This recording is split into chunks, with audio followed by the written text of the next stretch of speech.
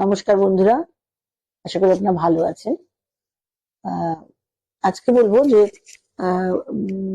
Reiki শিখে কিভাবে আপনি নেগেটিভ এনার্জিকে কর্ড কাটিং এর মাধ্যমে কাট করতে পারেন।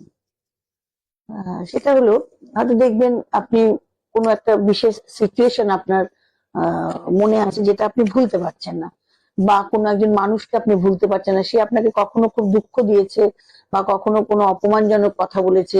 যে কোনো কারণেই পরিস্থিতি এতটাই আপনার মনের মধ্যে লেগে গেছে যে আপনি ভুলতে পারছেন না, খেতে পারেন না, ঘুমোতে পারেন না, আপনার প্রচন্ড কষ্টে আছেন। বারবার এই একই কষ্ট, রাগ, নেগেটিভ স্মৃতি এগুলো আপনার কাছে খালি ফিরে আসছে, আপনি চেষ্টা করছেন, ভুলতে পারছেন না। এটা একটা মানসিক ব্যাপারই শুধু নয়, এ হলো একটি এনার্জির সংযোগ।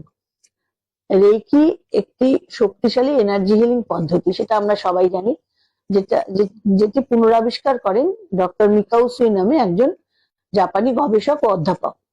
রেকি শিখে আপনি নিজের অরা পরিষ্কার করতে পারেন এবং নেগেটিভ এনার্জিকে কাট করতে পারবেন। এই নেগেটিভ এনার্জি কাট করা মানে কাউকে ঘৃণা করা নয়, কিন্তু নেগেটিভ এনার্জি কাট করলে কাউকে ঘৃণা করা হয় না। এর মানে হচ্ছে নেগেটিভ এনার্জির অদৃশ্য বন্ধন কেটে নিজেকে মুক্ত করা। নেগেটিভ এনার্জি যে আপনার কাছে দেখতে পাচ্ছি না আমরা, আমি দেখতে পাচ্ছি না আপনার মনে কত দুঃখ তার সম্বন্ধে, সেই যে নেগেটিভ একটা অদৃশ্য এনার্জি, সেটাকে কাট করে মুক্ত করা নিজেকে। এর জন্য 3 বার গভীর শ্বাস নিতে হবে এবং ভাবুন যে আপনার আর সেই ব্যক্তির মাঝে যে কালো এনার্জি কর্ড আছে, সেটা ধপধপে সাদা আলোয় কেটে যাচ্ছে, সে কর্ডটা কেটে যাচ্ছে। এটা কিছুদিন ধরে আপনি কল্পনা করুন এবং কল্পনা করুন যে আপনার চারপাশে শুধুই পবিত্র আলো। মনে মনে বলুন, আমি নিজেকে মুক্ত করলাম, তোমাকে ক্ষমা করলাম। দেখবেন কদিন পর থেকে আপনার ঘুম খুব ভালো হবে ও মন প্রাণ সুস্থ পবিত্র থাকবে, আর ওই সিচুয়েশন বা মানুষকে আপনার কখনো মনেও পড়বে না। এটা অনেকে জিজ্ঞেস করেন যে সবাই বলে গার্জিয়ান এঞ্জেল, গার্জিয়ান এঞ্জেল। এই গার্জিয়ান এঞ্জেল কে? কে এবং তেনাকে আমরা কি করে জানবো যে কে আমাদের গার্জিয়ান এঞ্জেল? তো আরো জিজ্ঞেস করেন যে যতদিন না আমরা অ্যাঞ্জেল শিখতে পারছি, ততদিন কি গার্জিয়ান এঞ্জেল কে সেই কথা জানতে আমাদের বাধা আছে? তো আমার মতে, আমি জানি অনেকেরই অনেক রকম মত থাকে, আমাকে যদি জিজ্ঞেস করেন আমি বলবো কোনো বাধা নেই।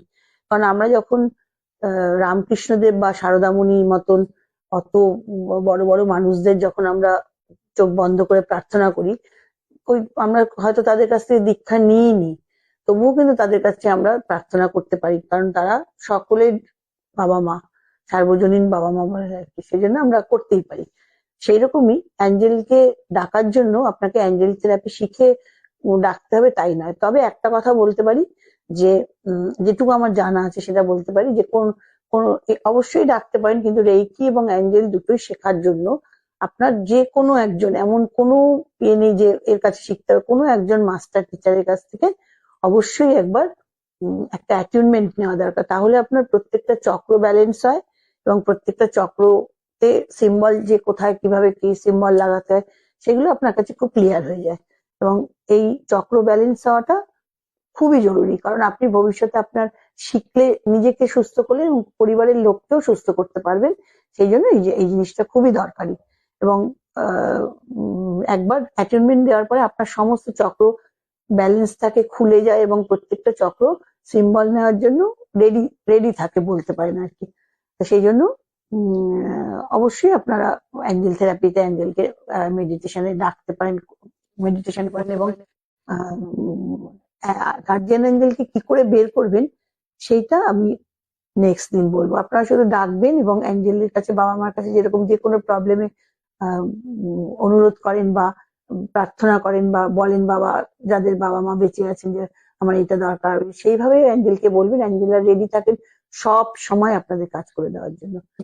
গার্জিয়ান এঞ্জেলকে অনেকভাবেই খুঁজে পাওয়া যায়, তবুও কিছু কিছু ব্যাপার দেখুন, যখন আমরা অনেক সময় ফিল করি যে কোন একটা অদৃশ্য শক্তি যেন আশ্চর্যভাবে আমাদের বিপদ থেকে রক্ষা করলেন, বা কখনো হয়তো হঠাৎ করে একটা সিদ্ধান্ত নেবার বুদ্ধি এসে গেল, খুব একটা জটিল ব্যাপারে পড়ে মনে হলো এই সিদ্ধান্তটা নিয়ে নি, হঠাৎ বুদ্ধিটা এসে গেল এবং সেই পরিস্থিতি সামলে দিতে পারলাম। অথবা খুব কঠিন সময় যখন খুব দুশ্চিন্তা হওয়ার কথা, তখন দুশ্চিন্তা না হয়ে নিশ্চিন্ততা আসতে থাকে মনের মধ্যে, যখন তার কারণ আমরা বুঝি না। আসলে এগুলোই সম্ভবত আমাদের সাথে গার্জিয়ান এঞ্জেল থাকার প্রভাব। কিন্তু এবার তাকে আমরা কিভাবে খুঁজে পাবো যে কে আমার গার্জিয়ান এঞ্জেল? এঞ্জেল তো 16 জন আমরা আছি জানি, তা খুঁজে কি করে পাবো? প্রথমেই নিজের ভেতরে শান্ত ভাবকে খুঁজতে হবে।